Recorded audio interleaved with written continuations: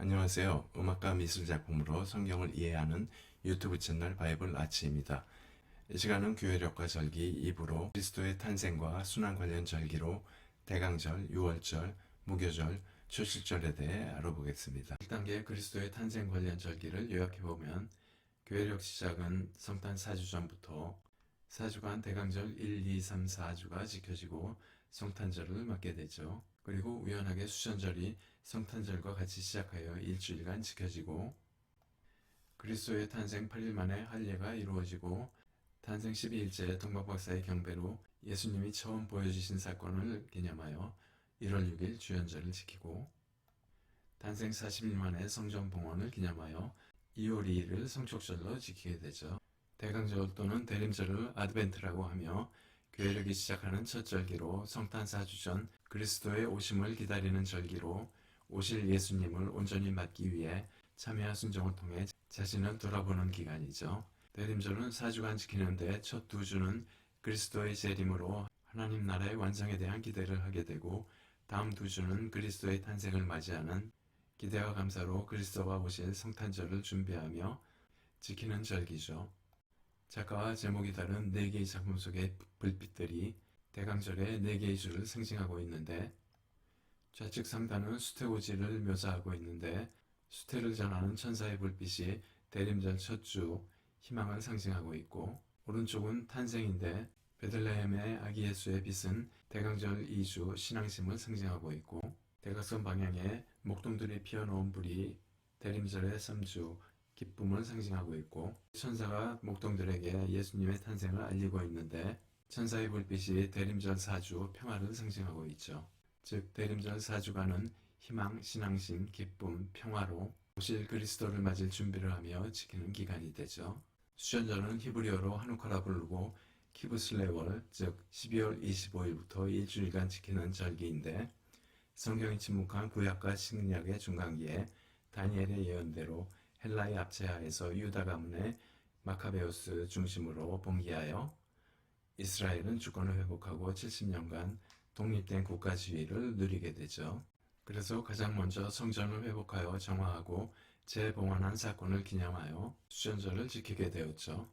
앞서 시기 그린 한옥한데 서로 만나고 예배드리고 성경 공부하던 모든 것이 금지되었던 헬라의 압제에서 벗어나 나라를 찾고 다시 자유를 찾은 온 가족 3대가 모여 음식을 차려 하나님께 제를 올리는 행복한 모습을 보여주고 있죠. 한옥화는 봉헌한다는 의미고 유다 마카베어가 가지 9개 달린 촛대로 예루살렘 성전을 밝힘으로 빛의 축제라고도 하죠. 또한 드라이데일이라 부르는 사각팽이를 돌리는데 팽이 내면에 히브리어 철자 눈, 기멜, 헤이, 슌이 적혀 있어 이를 조합하면 위대한 기적이 그곳에서 일어났다는 의미죠. 성전의 회복을 기념하며 지키는 수전절과 그리스도가 오신 날과 일치하는 것은 구속사적으로 볼 때 성전의 회복이 신약의 그리스도를 통한 하나님 나라의 회복으로 연결됨을 이야기해주고 있죠. 이렇게 성경의 주요 사건들이 특정 절기에 일어나게 되는 것은 모두 하나님의 특별한 목적과 계획에 따른 카이로스의 시간에 의한 것이죠. 주연절은 에피파니라고 하고 그리스도가 오신 후 12일째 동방박사의 방문으로 하나님께서 그리스도의 모습으로 처음 자신을 드러내신 날 1월 6일을 지키게 되죠. 우측에 뒤로가 그린 동방박사의 경배인데 각 세대와 지역을 대표하는 3명의 동방박사가 황금, 유향, 모략을 가지고 아기 예수에게 경배를 드리고 있죠. 성촉절은 캔들마스 혹은 힙합한테라고 부르고 그리스도 탄생 후 40일째 아기 예수를 성전에 드는 날을 기념하여 지키고 있는데 그리스도가 이방인에게 구원의 빛이 되는 것을 기념하여 촛불 행렬을 벌이는 캔들마스의 의미가 있고 시므온과 안나가 성전에 온 아기 예수를 보고 구세주로 인식하게 되는데 초점을 두어 힙합한테라고 부르는 절기로 지키고 있죠. 그림에서 시므온은 아기 예수를 안고 시므온의 노래를 부르고 있고 성모는 기도를 하며 요셉은 성전에 바칠 비둘기를 쥐고 있죠. 여인들이 촛불을 밝히며 이 상황을 비춰주고 있어 캔들마스와 힙합한테 두 가지 의미를 같이 보여주고 있는 작품이죠.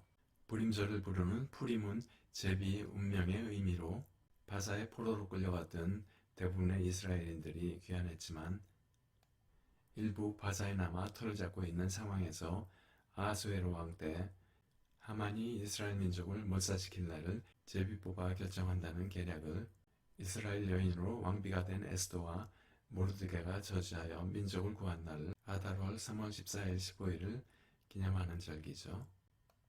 아서식의 그림에서는 법정에서 하만의 음모에 대한 신문이 일어나고 하만은 이에 대해 강력하게 항변하고 있죠.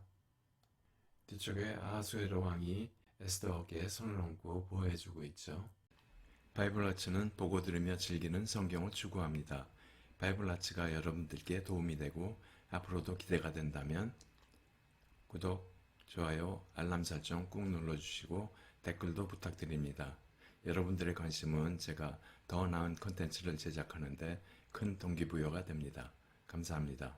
2단계는 그리스도의 순환, 죽음, 부활, 승천 관련 절기인데 사순절은 부활절 46일 전 제2수요일부터 시작하여 부활절 전날까지 이 기간 중 6번의 주일을 제외한 실제 40일간 지키며 부활절 한 주 전 일요일을 종료주일이라 하고 월요일부터 토요일까지 순환주간이라 하죠. 이 시기에 유월절, 무교절, 초실절이 있어 유월절에 예수님의 십자가 죽음 사건이 발생하고 초실절에 부활 사건이 발생하고 부활 40일 후 승천하시는데 이를 기념하여 승천절로 지키고 있죠. 사순절은 렌트라 부르고 렌트의 어원은 앵글로색슨의 고호, 봄날을 의미하는 랭크텐으로 제2수요일로부터 시작하여 46일간 부활절 전까지 기간 중 6번의 주일을 제외한 40일간이고 제2수요일은 회개와 슬픔의 표시로 사제가 축복한 죄를 이마에 바르게 되는데 이는 다말과 모르드게가 회개하며 옷을 찢고 몸에 죄를 뿌린 기록에서 유래하고 있죠. 사순절 기간 동안 그리스도의 십자가를 묵상하며 깊은 명상과 경건한 생활을 통해 그리스도의 순환을 기억하고 이에 동참하며 그 은혜에 감사하는 기간으로 지키고 있죠.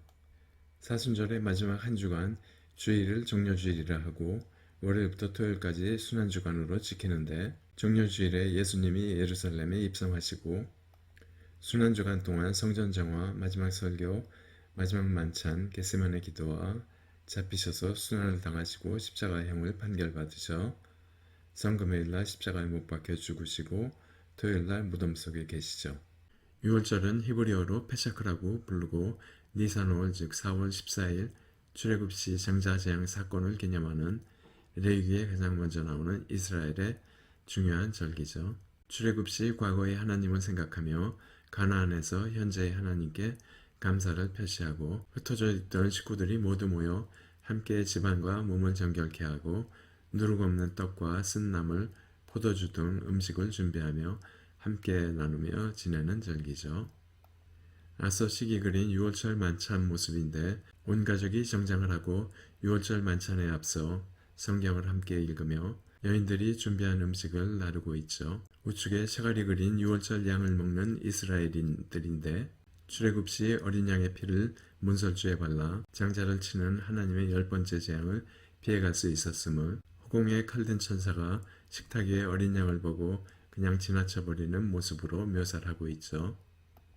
이때 만찬 중인 사람들이 손을 들어 천사에게 고마움을 표시하고 있죠. 6월절에 특히 중요한 사건들이 많이 일어나고 있는데 오병이어의 기적, 기드온의 미디안 정벌, 벨사살 왕의 연회, 스룹바벨의 성전 완공, 예수님의 십자가 죽음, 베드로가 감옥에서 풀려난 사건 등이 일어나는데 특히 예수님의 십자가 처형이 6월절에 일어난 것은 당시 여기저기 흩어져 있던 유대인 디아스포라가 6월절을 지키려 모두 예루살렘에 모이게 되므로 평시보다 많은 사람들에게 예수님의 십자가 죽음과 부활을 증거하기 위한 하나님의 카이로스 시간이 작동된 것이죠.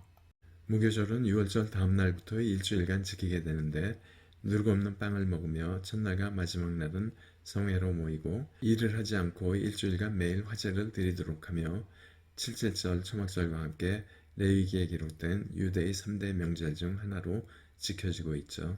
초실절은 무교절이 시작한 후 첫 안식일 다음 날인 일요일이고 6월절에 묶어두었던 보리단을 베어 성전뜰로 가지고 나가면 제사장이 번제단 동쪽에 서서 이 보리단을 지성소가 있는 서쪽을 향해 흔들고 다음 보리단을 갈아서 채질하여 소재로 바치게 되죠. 참고로 가나안의 7대 소산물은 밀과 보리 2종의 곡식과 포도, 무화과, 올리브, 석류, 대추야자, 5종의 과실이며 첫 열매를 성전에 제사 드린 후에야 먹을 수 있고 예루살렘 시장에 나가 판매가 가능하죠. 추실절에 예수님의 부활 사건이 일어나는데 이는 그리스도가 부활의 첫 열매로 이 땅에 오실 것에 대한 예언으로 주신 절기와 연결되죠. 알렉산더 로렌스의 작품인데 대제사장이 첫 수확한 보리단을 높이 들어 요제로 제사드리고 있는 모습이죠. 지금까지 그리스도의 탄생과 순환 관련 절기를 알아봤고 다음 시간엔 부활, 승천, 성령 강림으로 이어지겠습니다. 감사합니다.